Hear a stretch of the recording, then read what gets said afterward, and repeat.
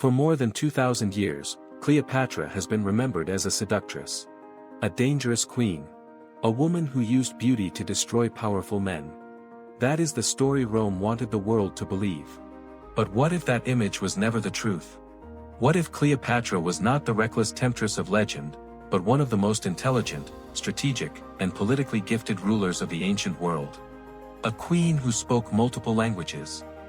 A ruler who fought to save Egypt from becoming another Roman possession. A mother, diplomat, economist, naval strategist, and the last great pharaoh of Egypt. And what if the version of Cleopatra we inherited was written by her enemies? This is the story of Cleopatra 7. Not the myth. Not the Roman propaganda. But the woman Rome tried to erase. When most people hear the name Cleopatra, they imagine ancient Egypt at its oldest and most mysterious. Pyramids. Mummies. Pharaohs from thousands of years before Rome. But Cleopatra lived closer in time to the Roman Empire than to the building of the Great Pyramid.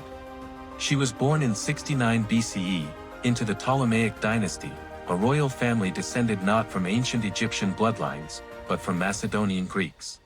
Her ancestor, Ptolemy I, had been one of Alexander the Great's generals. After Alexander's empire fractured, Ptolemy seized Egypt and founded a dynasty that ruled from Alexandria for nearly 300 years. By Cleopatra's time, Egypt was wealthy, cultured, and deeply important. Its grain-fed cities across the Mediterranean. Its ports connected Africa, Asia, and Europe. Its capital, Alexandria, held one of the greatest libraries and intellectual centers the world had ever known. But politically, Egypt was trapped. Rome was rising. And every kingdom around the Mediterranean had to answer the same question. Submit to Rome. Or be consumed by it. Cleopatra was born into this crisis. And from the beginning, survival was not guaranteed. The Ptolemaic royal court was not a peaceful place. It was a world of alliances, betrayals, assassinations, and family rivalries. Brothers married sisters to preserve royal blood. Relatives fought for the throne. Power was never simply inherited. It had to be defended. Cleopatra grew up watching this dangerous game closely. Unlike many earlier Ptolemaic rulers, who separated themselves from native Egyptian culture, Cleopatra understood the power of identity. She presented herself not only as a Greek-speaking monarch, but as an Egyptian pharaoh. Ancient accounts suggest she learned Egyptian, something many of her predecessors may not have done. She also likely spoke several other languages, allowing her to communicate directly with diplomats, priests, merchants, and foreign rulers. This matters, because Rome later reduced her to beauty. But Cleopatra's real power was not her appearance. It was intelligence, language, timing, symbolism, and the ability to read power before power moved against her. When her father, Ptolemy XII, died, Cleopatra became queen alongside her younger brother, Ptolemy XIII. But the arrangement was unstable. She was ambitious. He was controlled by advisors. And Egypt was too valuable for Rome to ignore. Soon, Cleopatra was pushed from power. Exiled from her own capital.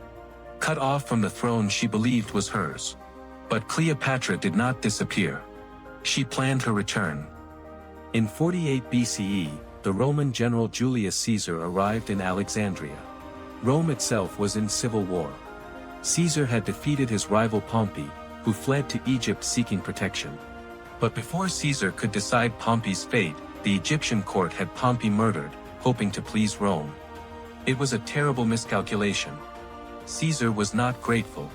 He was offended. Egypt's internal conflict suddenly became a Roman concern. Cleopatra saw her opportunity. According to later tradition, she had herself secretly brought into Caesar's presence, possibly wrapped in bedding or a carpet-like bundle. Whether the famous story is literally true or partly dramatized, the meaning is clear. Cleopatra knew the moment required theater. She needed to reach Caesar directly. And she succeeded. But this was not simply romance. It was politics. Caesar needed stability in Egypt. Cleopatra needed Roman support to reclaim her throne. Their alliance changed everything. After a violent struggle in Alexandria, Cleopatra was restored to power.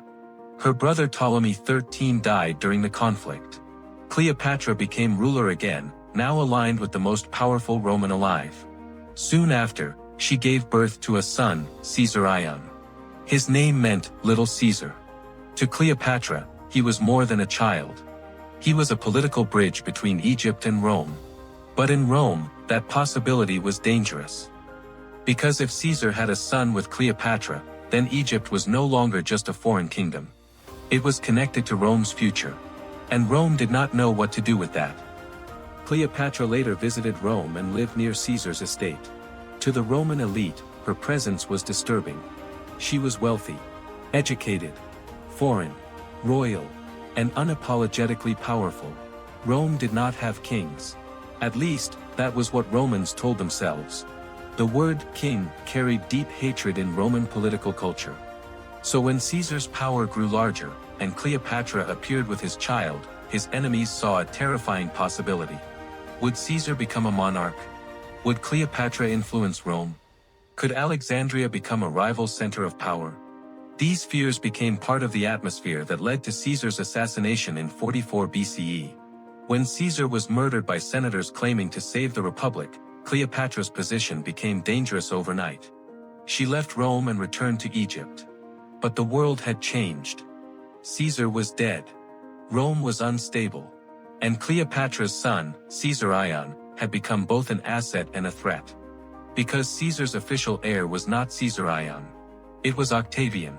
The young man who would one day become Augustus, Rome's first emperor.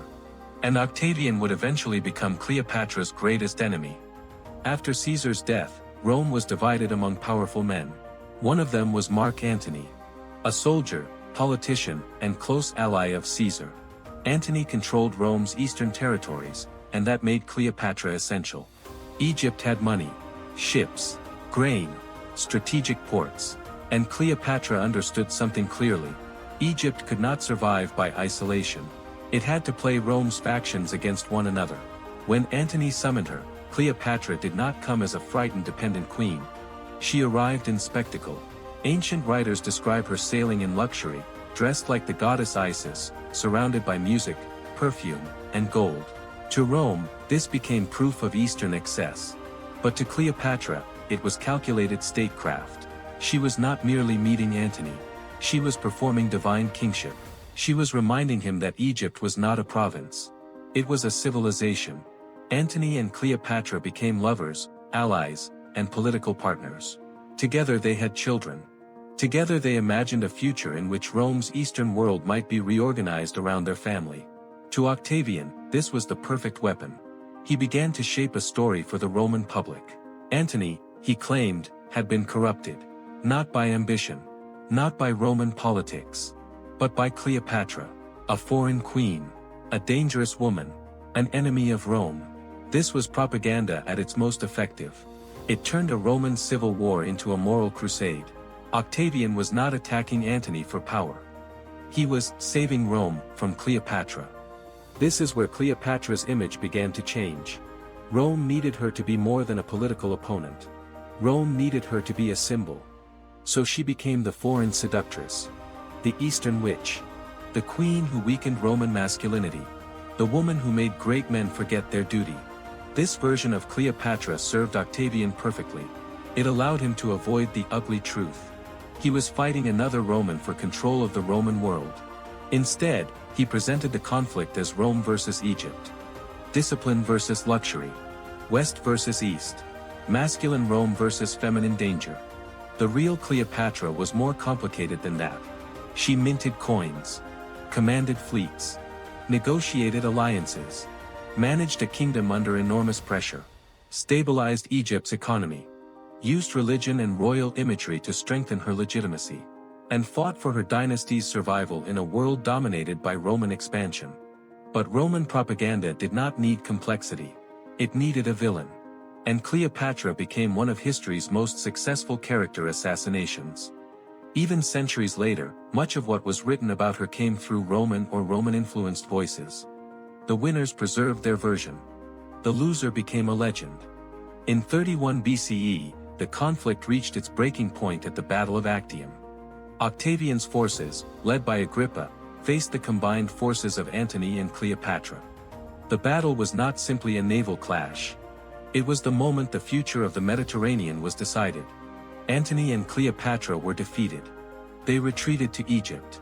But defeat at Actium did not only destroy military power. It destroyed political possibility. Allies abandoned them. Hope narrowed. Octavian advanced toward Alexandria. Antony, believing Cleopatra had died, took his own life. Cleopatra was captured alive. But Octavian needed more than victory. He needed spectacle. He wanted to take Cleopatra back to Rome and parade her in triumph. A living trophy. The defeated queen of Egypt displayed before the Roman people. Cleopatra understood what that meant. Her body would become Rome's final propaganda piece. Her humiliation would complete Octavian's story. So she chose death instead. In 30 BCE, Cleopatra died in Alexandria. Tradition says she died from the bite of an asp, an Egyptian cobra. The exact details remain debated. But the symbolism endured. The last queen of Egypt died on her own terms. Soon after, Caesar was killed. Egypt became a Roman province.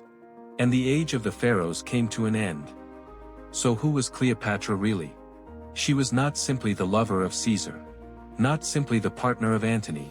Not simply the beautiful queen Rome warned men about. She was Cleopatra VII Philopator. A Macedonian Greek ruler of Egypt. A pharaoh who embraced Egyptian identity. A political survivor in one of the most dangerous courts in the ancient world. A strategist who understood that image could be as powerful as armies. A queen who used diplomacy, language, religion, wealth, and spectacle to defend her kingdom. She was also a mother trying to protect her children's future. A monarch ruling during the collapse of the Roman Republic. And a woman whose reputation was shaped by the empire that destroyed her. Rome did not erase Cleopatra by making people forget her. Rome erased her by making people remember the wrong version. It turned intelligence into seduction. Strategy into manipulation. Resistance into corruption. Leadership into danger. But history is not fixed forever. When we look past the propaganda, Cleopatra becomes something far more fascinating than the legend. She becomes human. Brilliant. Flawed. Ambitious. Trapped by empire. And determined to survive until survival was no longer possible. Cleopatra lost the war. Rome won the world. But even Rome could not fully bury her. Because 2,000 years later, we are still asking the question Rome tried to answer for us. Was Cleopatra a dangerous seductress? Or was she a powerful queen destroyed by the men who feared what she represented? Maybe the truth is this. Cleopatra was not dangerous because she was beautiful. She was dangerous because she was capable. And that is the part of her story Rome could never allow to survive.